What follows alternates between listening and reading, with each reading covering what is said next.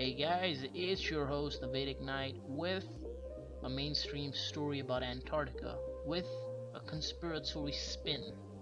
So, guys, scientists have discovered gigantic landforms under Antarctica, some as tall as the Eiffel Tower, and they've been actively carving deep channels into the ice floe above. So they discovered the largest volcanic regions as well. The largest volcanic regions on the Earth. Over 100 volcanoes. Wow, that's amazing, right? Basically, guys, there are volcanoes under the ice that are active, or they're becoming active, and they produce steam, right? Heat's coming out of them. Huge pockets of free land that's free of ice under the ice above, right? The scientists are telling us what kind of animal life and plant life may exist in the caves beneath the ice. Very cool, right guys? Wrong. There's a small problem with this mainstream story, and that this story is actually a cover-up. And guys, we have been knowing about all this information they're telling us for 70 years. When we first started to explore Antarctica, heck, there's a video of it. There's free land. Check it out. Smooth shelf roughness, dark rocks called nunataks appear above the ice. Then rugged mountain ranges as far as the eye can see. Bunger leans forward in amazement. His eyes have caught a sudden and unbelievable change in scenery. The universal white has turned to chocolate brown, dotted with blue.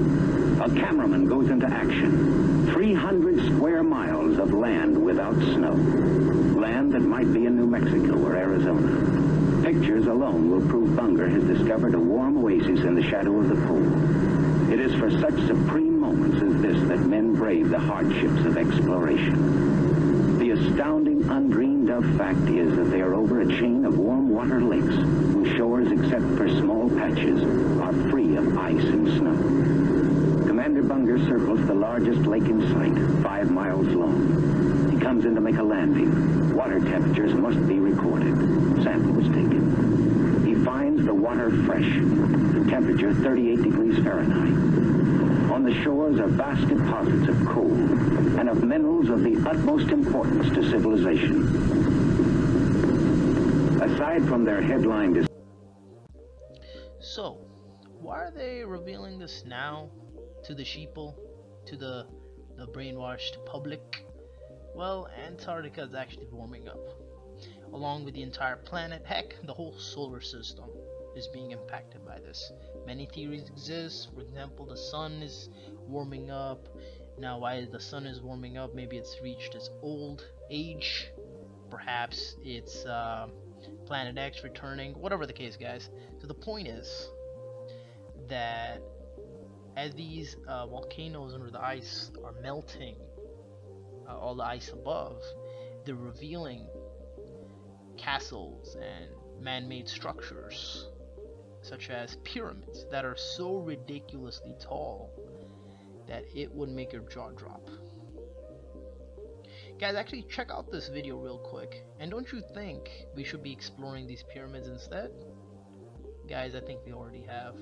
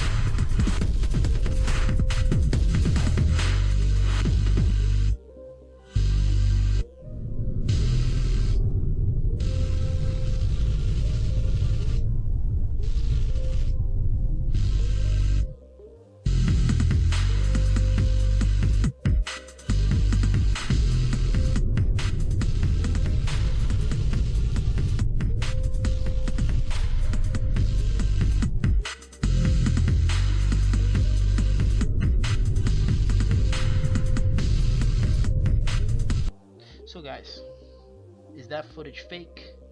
Is that footage real? I believe that footage is real. That's definitely not CGI, and if it is, it's not used for any movie or any project that I can see. And for a few views, no one's gonna spend that much money to make that kind of video. I believe that to be real, covert, black ops, undeclassified. I mean, classified. It's just classified. We don't know anything about these pyramids, what's inside. And the reason they're making all this news public is we're gonna start seeing this. It's gonna be hard for them to hide the pyramids. It's gonna be very hard to hide the castles and the human man-made cities under the ice. But trust me, guys, whatever creatures that exist in Antarctica, I'm sure they've already removed all the giants, bones of fallen angels, and all of that's already been removed. I'm sure of that. And they're gonna present you a story. Hey, well, you know, guys, there used to actually be human beings here, and it's actually now out of Antarctica. We all originated there. Not Africa, actually. We all came from Antarctica because it used to be warm. Our calculations were wrong, and bullshit, and more bullshit. Because the Smithsonian is probably gonna take all the bones up. But how are you going to explain those pyramids? Well, you know, we were actually very advanced, and then I guess when we went out of Antarctica, we became really, really, really primitive. So you're probably going to hear some bullshit like that.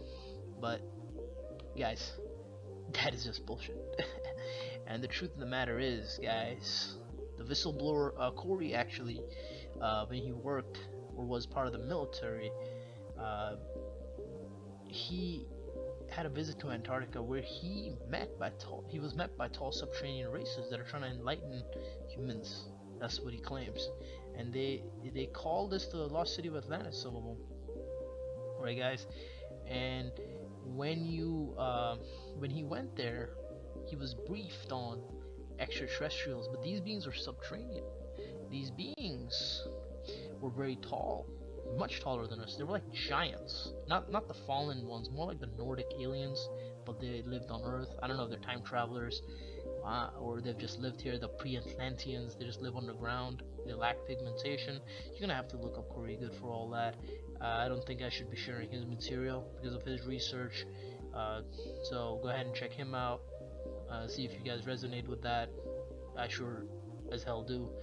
So, guys, now, real quick, as a recap, so what do we know? The world is warming up, the solar system is warming up, everything's starting to melt. The age of deception is here, but we're gonna see through the bullshit. People are waking up, and basically we're gonna see some stuff, guys, very soon. We're gonna know stuff. Hopefully we wake up even more. And there's one more thing I want to share, is Admiral Byrd's adventure, his voyage, called Project High Jump to Antarctica, where he claims, as big as the United States itself, there's a continent beyond the poles. Now, is he just referring to Antarctica, or is the world a little bit bigger than what we've been told? Going by the ISS, when it goes over the North Pole, it always closes. You can check that out. Maybe I'll use that footage some other day. But when he went there, he, in his diary, now the mainstream will say it's fake, he claimed to be greeted, just like Corey Good, by giant beings, right? And he was greeted. They were very peaceful and hospitable, and he saw mammoths and all these strange creatures that probably still exist in this honeycomb Earth. That's his theory, not the hollow Earth. And one more thing, guys, no flat Earth. That's just a psyop, black ops. Watch out for some of the YouTubers that are actually flat earthers, or just NSA. That's gonna be a different video. So, guys, go ahead and watch this Admiral Byrd video. It's not the whole clip. I'll leave a link. I just have a little snippet of what he has said to keep the video short. I hope you like this little discussion. So now you can see through the bullshit. Even if they find strange animals in the caves and plants, you're probably just gonna see lizards and little plants and all that. You're not gonna see anything that you really think you're gonna see. They're not gonna tell you what actually exists. Are there fallen angels sleeping under the ice? I don't know, guys. I don't know. So we will see what happens soon enough. That's all I have for right now. And this has been your host, the Vedic Knight, and I'm out, guys. It's time for the Longines Chronoscope, a television journal of the important issues of the hour, brought to you every Monday, Wednesday, and Friday. A presentation of the Longines-WITTNAUER Watch Company, maker of Longines, the world's most honored watch, and WITTNAUER, distinguished companion to the world-honored Longines. Good evening, this is Frank Knight. May I introduce our co-editors for this edition of the Longines Chronoscope? Larry Lasser, CBS News correspondent, and Kenneth Crawford, National Affairs Editor of Newsweek magazine.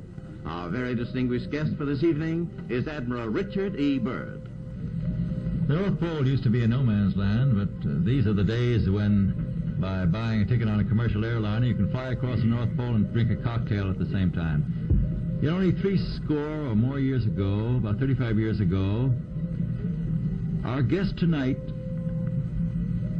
found out whether there was any land north of the North American continent. He made that first discovery flight, and I must say that Admiral Byrd, our guest tonight, is not only our greatest living explorer, but he's been an inspiration to countless Americans. Admiral Byrd, you've been to both the North Pole and the South Pole. Is there any unexplored land left on this earth that might appeal to adventurous young Americans? Yes, there is. And not up around the North Pole, because it's getting crowded up there now, because they find out it's really usable, not only to live in, but militarily. But strangely enough, there's left in the world today an area as big as the United States that's never been seen by a human being. And that's beyond the pole on the other side of the South Pole from Middle America. And I think it's quite astonishing that there should be an area as big as that unexplored. This is a tremendous So challenge. there's a lot of adventure left down at the bottom of the world. Well, Admiral, do you hope to see that? I do. Well, Admiral, would you say that since you've been to both the extremities of Earth, are these expeditions to such far-off places, are they getting easier because of modern techniques, or is danger still close at hand? Well, it's a little risky, but nothing like it used to be with the old slow planes and the small cruising radius where we had to put down bases. We replaced the dog teams, and of course that was a big improvement. But now the planes go much faster, and they are safer, and they have a much bigger cruising radius. You haven't got the danger of a terribly heavy load. Mm-hmm. Admiral, an expedition to which I believe you're the advisor is now en route. What is that expedition doing? Well, that's the icebreaker Atka, and it's a reconnaissance expedition. It's going down to the South Pole area to make certain observations and to look for some bases. They will be back in April, and they will report back, and upon the information we get from that undertaking, we will base the bigger expedition that's to follow. Is that very definitely planned, or is that... That is being planned right now. So I'm willing to say to you that there will be a number of expeditions that will follow, I think, year after year, at the bottom of the world, because the government has really become interested. Well, Admiral Byrd, I can understand, I think everybody can, the interest in the North Pole because it's so near our greatest challenger, Soviet Russia. But why this interest in the bottom of the world? Nobody living down there, is there? No, it's pretty cold. There's only one permanent resident, that's the emperor penguin. The little ones live further north. I tell you one reason they're interested. It's by far the most valuable, important place left in the world